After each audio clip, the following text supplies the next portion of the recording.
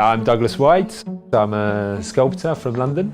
Made the black palm made of exploded truck tyres and car tyres, which are all picked up on roadsides in Central America. I'm constantly looking at new materials and sort of engaging in different ways, but I suppose I'm generally attracted to these materials that have undergone often some kind of quite violent transformation, and where they remain the thing that they were, but they've become something else as well. I'm interested in this kind of uncanny point of materiality where something is both recognizable but something unusual as well. These tyres, the way they've blown out, all the wire has been torn out of them, and they become these really organic, alive forms, out of something that you're used to being so inert, I suppose.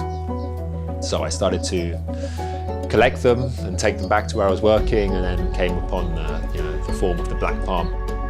So in the jungle there, when the palms are diseased, they burn them back rather than cutting them down.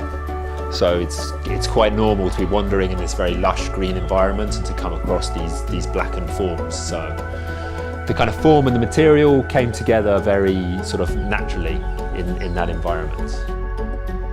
It's interesting, that sort of series of sculptures functions quite differently depending on where it's sited. Like the one in the jungle feels very different to somewhere like here. It feels here, I guess, that it's been pulled out of one environment and put into another, but then equally it does sit among the other palms here. So, and the material sort of follows this odd trajectory, which kind of mirrors the trajectory of the first rubber plants and the rubber industry, and also the first palm trees that were brought over to Europe in particular during the Victorian times, and this sort of desire for exoticism. And so there's this idea of kind of material transit, I suppose, which feeds quite centrally into the kind of what the work is about, I think.